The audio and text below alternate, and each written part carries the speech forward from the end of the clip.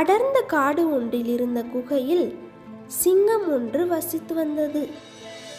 அந்த காட்டில் இருந்த முயல், மான், காட்டெருமை போன்ற விலங்குகளை அது வேட்டையாடி தின்று வந்தது. அது ஒரு நாள் வழக்கம் போல் காட்டெருமை ஒன்றை வேட்டையாடி வயிறு நிறைய அதன் இறைச்சிகளை தின்றுவிட்டு தன் குகையில் அயர்ந்து தூங்கிக் கொண்டிருந்தது.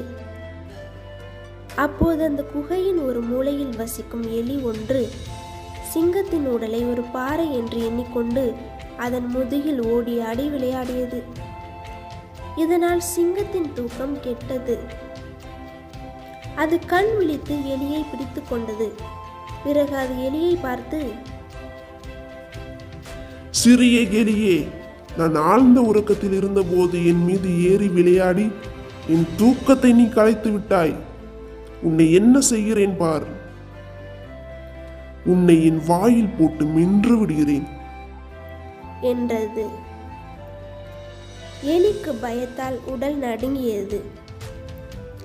அது தன் உயிரை கையில் பிடித்துக்கொண்டு சிங்கத்தை பார்த்து, சிங்கராஜா, என்னை எதுவும் செய்து விடாதீர்கள். உங்கள் உடம்பை கல் என்று நினைத்து விளையாடிவிட்டேன். என்னை மன்னித்து விடுங்கள். நீங்கள் என்னை தயவு செய்து மன்னித்தால் நான் தக்க சமயத்தில் உங்களுக்கு உதவுகிறேன் என்றது.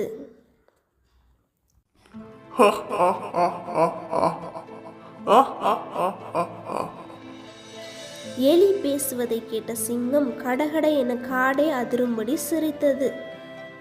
அது எலியை பார்த்து, அட எலியே, நீ பொடி பயிர். சின்னஞ்சிறிய உடல் கொண்ட உன்னால் மலை போல் தோற்றமும் கம்பீரமும் கொண்ட எனக்கு என்ன உதவி செய்ய முடியும்? நான் இப்பொழுது வயிறு நிறைய சாப்பிட்டு இருப்பதால் உன்னை ஒன்றும் செய்யாமல் விடுகிறேன். மேலும் அற்ப உருவம் கொண்ட உன்னை நான் சாப்பிடுவதால் எனக்கு தான் அவமானம். பிழைத்து போ, ஓடு என்று கூறிவிட்டு எலியை விட்டது. எலி தப்பித்தோம் பிழைத்தோம் என்று அதனிடத்தில் சென்று புகுந்து கொண்டது. ஒரு நாள் சிங்கம் வழக்கம் போல் வேட்டையாட புறப்பட்டது. நெடுநேரமாகியும் அதற்கு இரை எதுவும் கிடைக்கவில்லை. அது சோர்ந்து போனது. அது வேட்டையாடி கொண்டே நடுக்காட்டுக்கு வந்துவிட்டது. அங்கே ஓரிடத்தில் வேட்டைக்காரர்கள் மிருகங்களை பிடிப்பதற்காக வலை விரித்து வைத்திருந்தனர். சிங்கம் அந்த வலைக்குள் சிக்கிக் கொண்டது. காடே அதிரும்படி கர்ஜித்தது. எவ்வளவோ முயன்றும் அதனால் அந்த வலையில் இருந்து வெளியே வர முடியவில்லை. அது மீண்டும் மீண்டும் கோபத்தால் கர்ஜித்து கொண்டே இருந்தது. இந்த சத்தம் வலையில் உறங்கிக் கொண்டிருந்த எலியின் காதில் விழுந்தது. அது உடனே விரைந்து ஓடி வந்தது. சிங்கம் சிக்கியிருந்த வலையை தன் கூர்மையான பற்களால் கடித்து சிங்கத்தை விடுவித்தது. அப்போது சிங்கம் எலியை பார்த்து, எலியாரே, அன்று நீ என் தூக்கத்தை கலைத்த போது உன்னை கொல்லாமல் விட்டேன். அப்பொழுது நீ தக்க சமயத்தில் உதவுவதாக வாக்களித்தாய். அப்பொழுது நான் சிறிய உருவம் கொண்ட உன்னால் பெரிய உருவமும் கம்பீரமும் கொண்ட எனக்கு என்ன உதவி செய்துவிட முடியும் என்று ஏளனமாக பேசினேன். ஆனால் இன்றோ நீதான் எனக்கு உதவி செய்திருக்கிறாய். நீதான் என் உயிரை காப்பாற்றியிருக்கிறாய். உன் உதவியை நான் என்றும் மறக்க மாட்டேன். உன் உதவிக்கு நன்றி என்று கூறியது. இரண்டுமே பெரும் மகிழ்ச்சியுடன் தங்கள் இருப்பிடத்தை நோக்கி நடந்தன. இக்கதையினால் அறியப்படும் நீதி என்னவென்றால், ஒருவருடைய உருவத்தை பார்த்து அவரால் நமக்கு என்ன நன்மை செய்ய முடியும் என்று நினைக்கக்கூடாது. உருவத்தில் சிறியவராக இருப்பவரிடம் திறமை அதிகமாக இருக்கும். எனவே அனைவரிடமும் அன்பாக பழக வேண்டும். ஒரு ஊரில் பலூன் வியாபாரி ஒருவர் இருந்தார். அவர் விதவிதமாக பலூன்களை ஊதி அவற்றை கிராமத்தில் கொண்டு விற்று வந்தார். அதையே தன் தொழிலாகவும் அவர் செய்து வந்தார். பலூன்கள் தங்களுக்கிடையே பேசுவதை கேட்கும் சக்தி அவருக்கு உண்டு.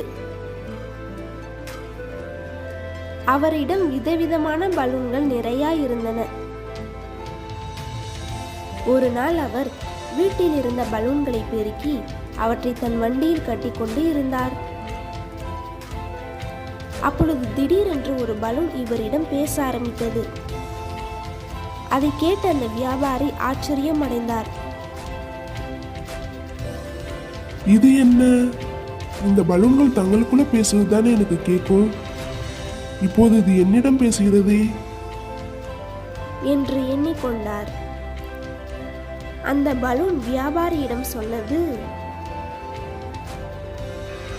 நான் மற்ற பலூன்களை விடவும் மிகவும் அழகாக இருக்க வேண்டும்.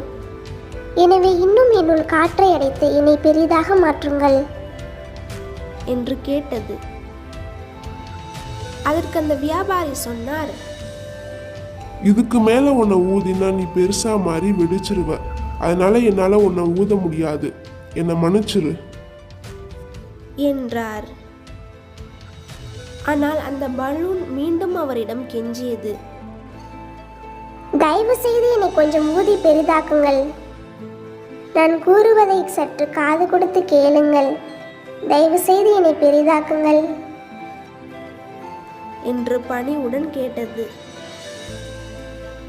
அந்த பலூன் வியாபாரியும் சரி என்று அந்த பலூனில் காற்று நிரப்ப ஆரம்பித்தார். அந்த பலூன் மற்ற எல்லா பலூன்களை விடவும் பெரியதாகவும் அழகாகவும் மாறியது.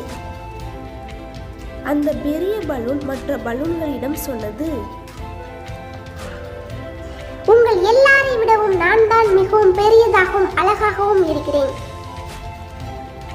இன்று கிராமத்தில் விற்கும்போது எல்லா குழந்தைகளும் என்னை தான் விரும்பி கேட்பார்கள். என்னை போல் பொலிவான பலூன் இங்கு யாரும் இல்லை என்று மற்ற பலூன்களிடம் ஏளனமாக கூறியது. இதை கேட்ட பலூன் வியாபாரி, ஓவராக பேசாதே. நீ என்னிடம் பணிவாக கேட்டதால் தான் உனக்கு காற்று நிரப்பினேன். நீ இவ்வாறு தற்பெருமையுடன் பேசக்கூடாது என்றார்.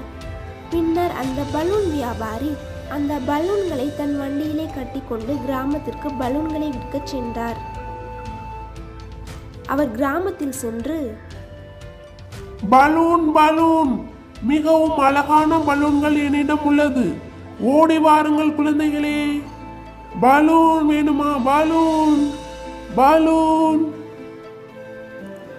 என்று கூவிக்கொண்டிருந்தார். அப்போது அங்கு விளையாடிக் கொண்டிருந்த குழந்தைகள் அனைவரும் பலூன்களை வாங்க ஓடி வந்தார்கள். அப்போது அந்த குழந்தைகள் அனைவருக்கும் அந்த பெரிய பலூன் மிகவும் பிடித்தது. எல்லா குழந்தைகளும் அந்த பெரிய பலூனை வேண்டும் என்று கேட்டார்கள். அப்போது அந்த பெரிய பலூன் மற்ற பலூன்களிடம் சொன்னது,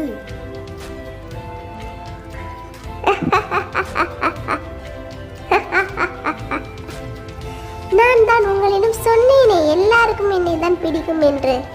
இப்போது பார்த்தீர்களா?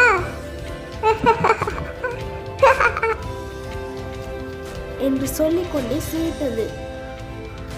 பின்னர் ஒரு சிறுமி அந்த பலூனை வாங்கி கொண்டு சென்றாள்.